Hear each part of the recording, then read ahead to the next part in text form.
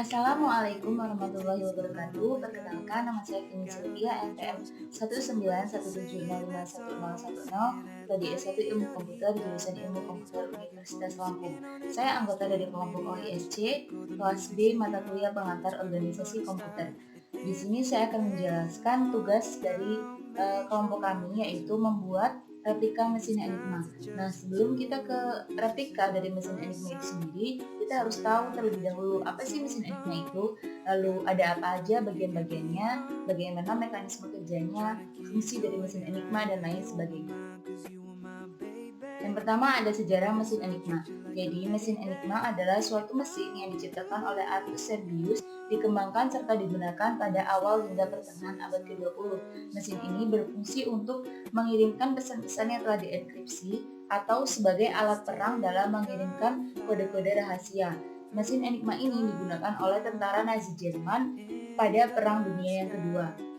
Sandi-sandi atau kode-kode rahasia yang dikirimkan oleh mesin Enigma hanya dapat dipecahkan dengan menggunakan buku pedoman pemecah sandi atau kode key yang tentu saja hanya dimiliki oleh tentara Nazi Jerman tersebut. Baik, jadi ini adalah gambar dari mesin Enigma yang asli, dan ini adalah replika mesin Enigma yang kita buat. Jadi mesin Enigma itu memiliki 4 bagian utama, yaitu plugboard, keyboard, lameboard, dan rotor atau rotator. Nah, bisa dilihat di sini, ini plugboardnya.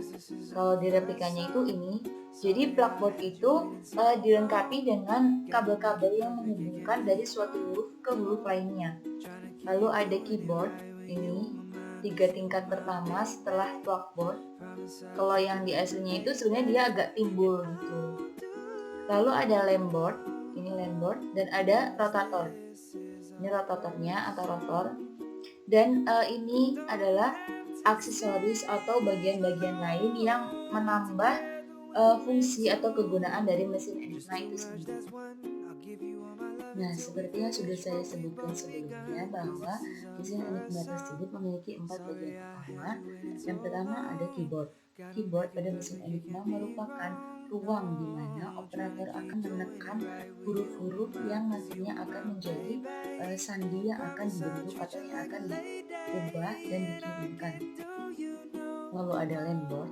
Lameboard ini merupakan tempat pemberhentian sinyal elektrik huruf terakhir, di mana pada lameboard ini merupakan huruf hasil akhir dari operasi yang dilakukan pada mesin Enigma, ditandai dengan nyala huruf pada lameboard tersebut.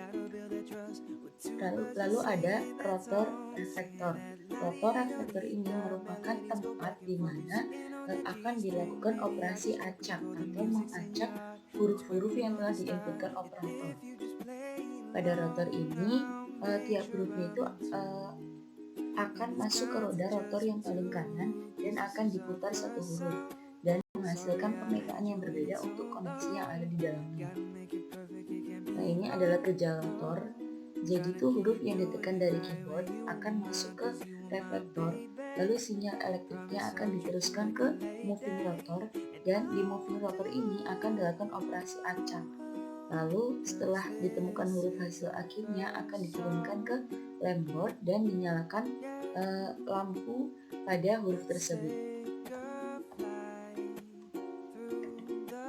Lalu ada plugboard. Pada saat sebuah tombol ditekan, arus listrik yang mengalir pada mesin ini diawali melewati plugboard. Jadi setelah operator menekan huruf pada keyboard akan dikirimkan ke plugboard. Nah, di plugboard ini akan dicek apakah huruf tersebut berdiri sendiri atau berhubungan dengan huruf lain. Jadi kabel-kabel yang ada di plugboard ini menunjukkan bahwa huruf tersebut ada hubungannya dengan huruf lain. Misal huruf A. Huruf A ada kabel yang menghubungkan dengan huruf N. Artinya, ketika operator menekan huruf A pada keyboard, maka huruf A itu akan digantikan dengan huruf N. Nah, operasi ini akan dilakukan secara terus-menerus atau berulang sampai suatu huruf itu tidak berhubungan dengan huruf lain lagi. Nah, artinya itu merupakan huruf yang akan dikirimkan ke rotor. Nah, atau huruf yang akan diacak pada rotor tersebut. Ini sebagai contoh yang tadi. Jadi dengan adanya blackboard ini, metode enkripsi yang digunakan oleh Enigma itu menjadi sangat aman. Jadi mekanisme kerjanya itu kurang lebih seperti itu. Operator menekan huruf pada keyboard, setelah itu sinyalnya akan dikirimkan ke blackboard. Di blackboard akan dicek bahwa huruf itu berdiri sendiri atau ada hubungannya, sampai huruf akhir yang berdiri sendiri itu akan dikirimkan ke rotor, dan di rotor itu akan dilakukan operasi acak. Setelah itu, setelah ditemukan huruf hasil akhirnya, sinyalnya itu akan dikirimkan ke landboard dan ditandai dengan nyala huruf pada landboard tersebut. Selanjutnya ada standar operasi. Agar pihak penerima dan pengirim pesan dapat melakukan komunikasi dengan baik, pihak Jerman menciptakan suatu standar operasi dalam menggunakan mesin Enigma.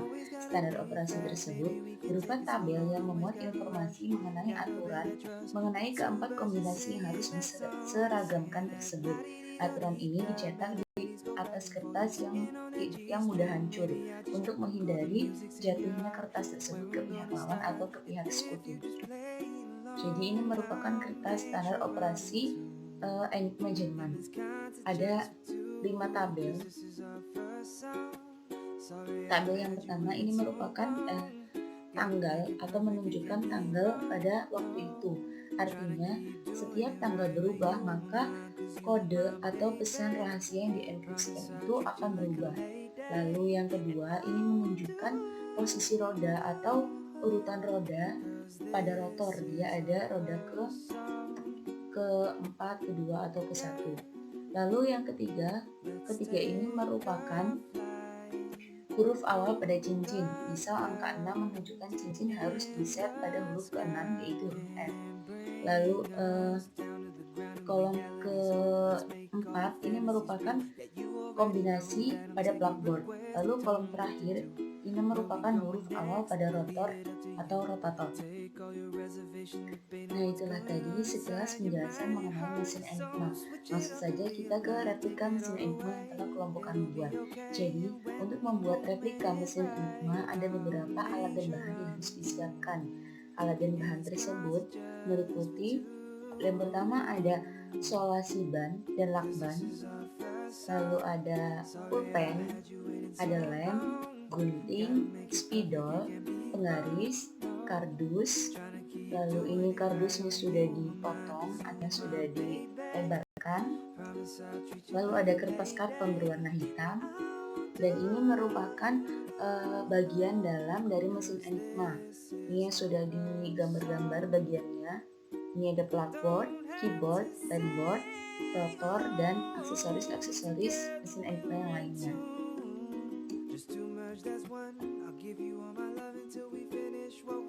Dan ini merupakan kerangka dari mesin Enigma.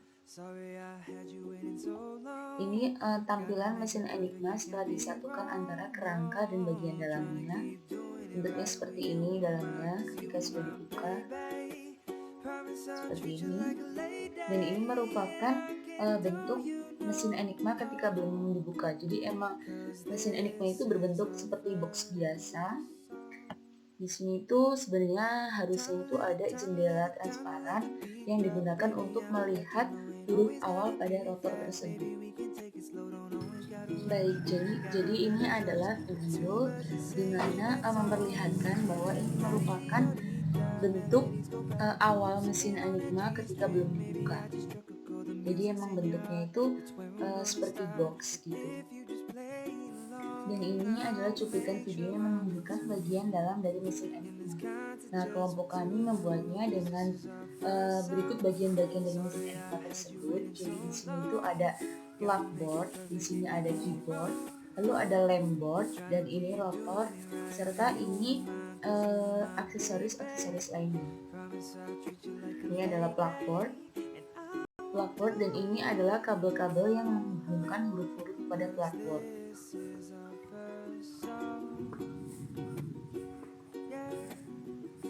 Lalu di sini ada keyboard, di mana tempat untuk si operator atau pengirim pesan itu menekankan huruf-huruf yang akan digunakan nantinya.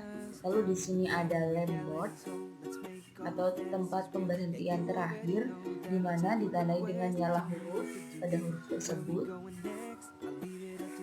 Lalu di sini ada ini jendela transparan untuk melihat huruf terakhir dari rotor. Ini adalah rotor.